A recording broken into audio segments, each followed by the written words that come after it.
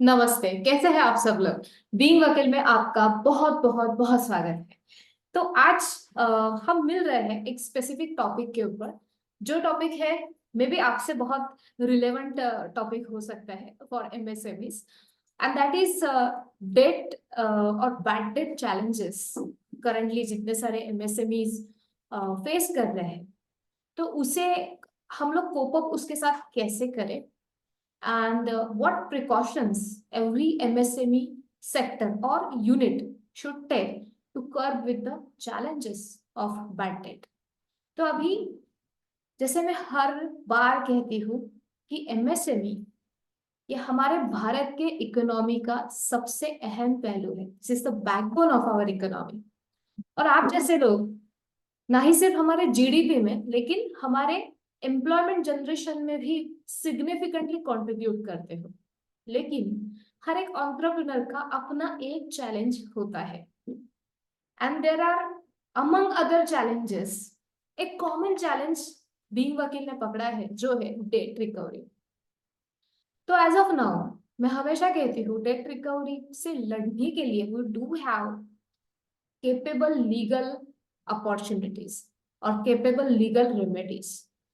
उसमें से ही एक है समाधान पोर्टल, जहां पे एज ऑफ नाउ तकरीबन 1.5 लाख से भी ज्यादा डिलेड पेमेंट के एप्लीकेशंस पेंडिंग है। ठीक है। अब being Vakeel, since we are your legal super hero, तो हम आपको बताएंगे कि डेट रिकवरी से कैसे लड़े और आपके ऑर्गेनाइजेशन पे डेट रिकवरी की नौबत कम से कम कैसे आने दें। How you can minimise the risk of bad debts in your organisation. ध्यान से सुनिएगा। सो सबसे पहला, बहुत सारे एमएसएमईज बैड डेट्स का प्रॉब्लम क्यों फेस करते हैं, अगर रिकवरी भी आता है तो फिर ये चैलेंजेस से लड़ते क्यों नहीं। जैसे मैंने मेरे पिछले वीडियो में कहा था कि कुछ लीगल मिसकंसेप्शंस या फिर लॉ से लेके या फिर वकीलों से लेके कुछ मिसकंसेप्शंस बहुत लोगों के दिमाग में होते हैं। कभी किसी को लगता है कि लीगल प्रोसीजर्स बहुत लेंदी होते हैं। Definitely they are lengthy, but उसके लिए भी we do have B plan. तो पहला मिसकंसेप्शन ये होता है कि there are lengthy legal procedures and it consume lot of time as well as money to get effect of the to get help of all these resources। दूसरा reason होता है lack of awareness.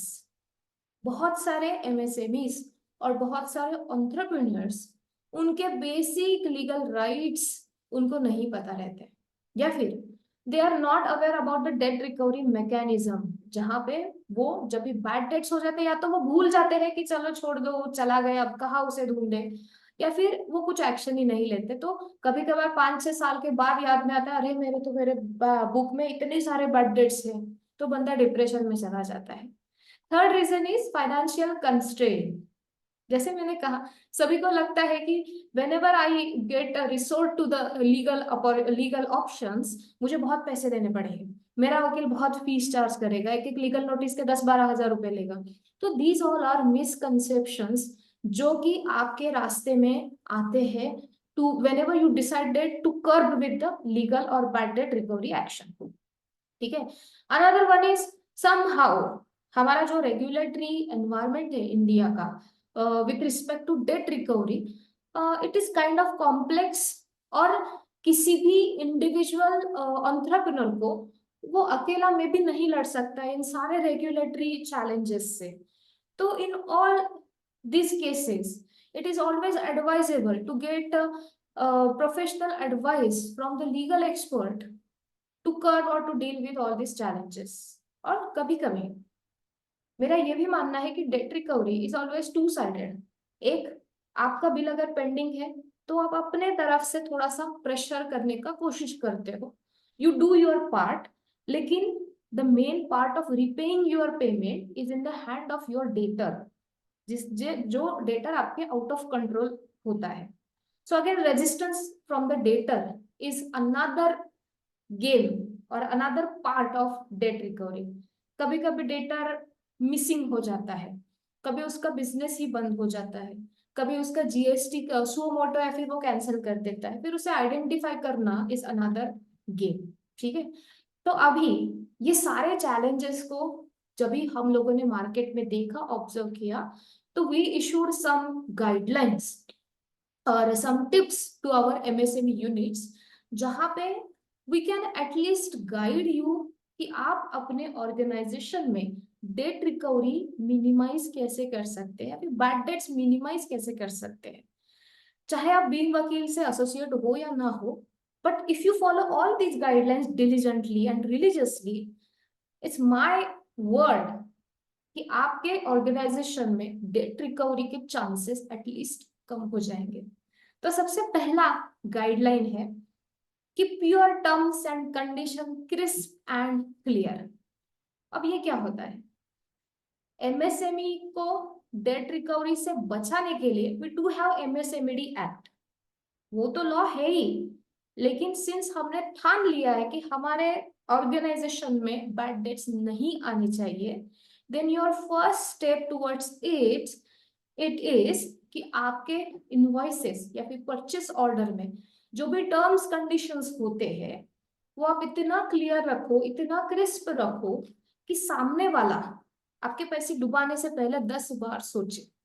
ठीक है, and for this you can take assistance from the legal expert and the debt recovery professionals की terms conditions में क्या होना चाहिए।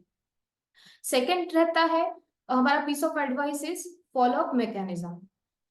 सो कुछ ऑर्गेनाइजेशंस मैंने देखे जहां पे दो प्रकार के लोग होते हैं जो अनपेड डेटर्स रहते हैं। The first is individual, another one is institutional debtor. तो इंडिविजुअल के केस में क्या होता है, इंडिविजुअल अक्सर डिसअपियर हो जाता है, कभी कभी इनवॉइस जनरेट होता है, हाफ ऑफ द सर्विसेज वो देता है, and when it comes to the part service performance as well as part payment, वो इंडिविजुअल नॉन ट्रेसेबल हो जाता है। तो ऐसे केस में you should keep your follow up mechanism very crisp and clear, या फिर आप ऐसे कर सकते हो कि आपका जो सब्सटेंशियल सर्विस जिसके लिए आप चार्ज कर रहे हो उसके 80% या फिर कुछ percent of amount you can get by way of advance, and then for balance amount आप जो भी है इनवॉइस रेज कर सकते हैं। So this is how you can keep the follow-up mechanism very strong and clear. Another thing is you can send soft reminders via email or via any like text messages, या फिर आप कुछ ऐसे MSG91 जैसे कुछ software से उनकी services ले सकते हो जो डेली बेसिस पे by way of soft and gentle reminders, text message या फिर व्हाट्सएप मैसेज अपने आप ऑटोमेटिकली शूट करता है जब तक आपके पैसे रिकवर नहीं होते तब तक। So you can do all this things to curb with the future और proposed bad debts. This is another piece of advice. The third is जब भी अभी सेकंड पॉइंट से थोड़ा रिलेट करता है third point which is screening of entities और prospective stake holder. कभी भी आप किसी के भी साथ डील कर रहे हो, if you are dealing with first time or if the concerned entity or concerned person is new in his own market, company अभी इनकॉर्पोरेट हुआ है, डेटर अभी उसने धंधा चालू किया है, your first duty is to screen and to know your debtor or your stakeholder.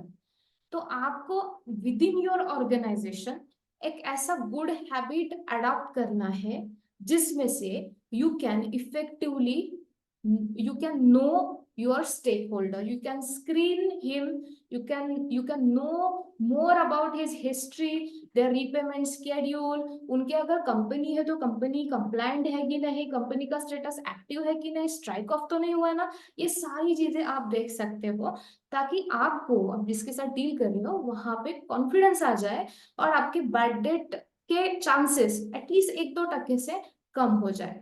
तो this step will estimate the repayment nature and the credibility of your stakeholder. And the next thing is, next piece of advice is, अगर आपके कभी ऐसा भी मैंने देखा है कि debtors are in touch with entrepreneur या फिर MSME ऑफिस ऑर्गेनाइजेशन, लेकिन they are kind of hustling for the repayment. तो ऐसे केसेस में what you can do, you can avail the option of negotiation and settlement. तो this must be the first stage before initiating any legal action. आप उनके साथ बात करो, get in touch with them, even you can meet physically or online, and you can give him a lot of ways or a lot of options to deal amicably with this debt recovery case.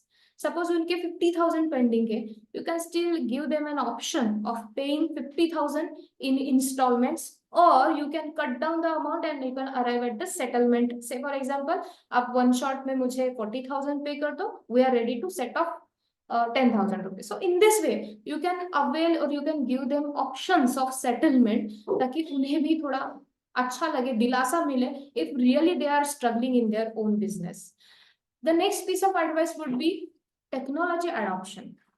जहां पे मैंने देखा है बहुत सारे MSME units होते हैं जो टेक्नोलॉजी में थोड़ा सा लैग करते हैं. जैसे technology, when I talk about technology, it's not the AI machine learning, ऐसे नहीं, but you should maintain good invoicing system, inventory as well as invoicing tracking system, payment processing system. तो ये सारी चीजें आप जब भी मेंटेन करते हो तब आपको पता चलता है. इवन मैंने कहीं पे ऐसा देखा है कि they have only physically maintain the invoices record, लेकिन उन्होंने सेम रिकॉर्ड कभी एक्सेल शीट या फिर किसी भी अकाउंटिंग या फिर टैली सॉफ्टवेयर में मेंटेन नहीं किया. एंड आफ्टर 2 to 3 years उनको पता चला, अरे मेरे तो 3 रजिस्टर भरे पड़े जहां पे सिर्फ बैड डेट्स ही है. तो in this way you should also adopt a little bit technology in your organisation, जहां से आप आपके पेमेंट का स्टेटस, इनवॉइसेस और बैड डेट्स, इन सभी चीजों को ट्रैक कर सके. The next advice would be setting standard operating process in your organisation. जो भी इसे कहते हैं एसओपीस. तो किसी भी ऑर्गेनाइजेशन का SOP is the key ingredient कि आपके ऑर्गेनाइजेशन का पूरा procedure and the customer journey कितना सॉफ्ट एंड स्विफ्ट है. To know more about this, एक अलग से session definitely I would be keeping on it. So first thing, setting SOP in the form of screening, documenting, onboarding stakeholders. तो ये सारी चीजों का जब भी आप SOP सेट करते हो ना, तब आपको आपके स्टेक होल्डर्स के बारे में बहुत सारी जानकारी मिलती है. जैसे आप किसी सुपर स्टॉकिस्ट को जब भी आप माल बेचते हो या फिर देते हो, at that time you can have a simple agreement with the super stockist, जहां से आप एग्रीमेंट पे साइन करने के बाद you can at least get to know who the another party is. उनके केवाईसीज आप देख सकते हैं, वो उनका ऑफिस कहाँ है, and you can get to know more about the another party जिनके साथ आप रिस्क लेके डील कर रहे हो. And even in the event of disappearance you can look out for them, especially if they are individual. ठीक है. And the last but the most important piece of advice would be collaboration with industry association. So you can establish your close association or partnership with some industries or some association to get support related to debt management and recovery. So कुछ ऐसे organisations होते हैं जैसे being वकील है, जैसे कुछ और ऑर्गेनाइजेशंस होते हैं जहां पे एंटरप्रेन्योर्स का एक नेटवर्क होता है, प्रोफेशनल्स का नेटवर्क होता है, and there are various other services given by these organisations, जिससे कभी भी आपके ऑर्गेनाइजेशन में कुछ तकलीफ आती है, आप कुछ चैलेंजेस इशू करते हैं, not only legal but even other challenges, तो ये सारे चैलेंजेस से डील करने के लिए आपके पास रिसोर्सेस एंड मैन पावर रहते हैं. So you may consider associating with being वकील अंडर ग्रोथ एक्स इनिशिएटिव, जिसके बारे में हम जल्दी ही एक वीडियो लॉन्च करेंगे. So by implementing all this strategies जो मैंने आपसे अभी वेरी सिंपल लैंग्वेज में या फिर वेरी सिंपली शायद मैंने बताया होगा आपको, तो ये सारे स्ट्रेटेजीज अगर आप इम्प्लीमेंट करोगे तो एटलीस्ट आप बैड डेट का जो भी धोखा है या फिर जो भी अमाउंट ऑफ बैड डेट्स है वो मिनिमाइज कर सकते हो, वो रिस्क आप मिनिमाइज कर सकते हो. So I hope the entire content or whatever guidelines issued by Being Vakil are helpful for you, and you guys will be implementing the same in your organization. And if you have any challenges or if you face any issues with respect to the bad debts or recovery, please get in touch with Being Vakil. Thank you.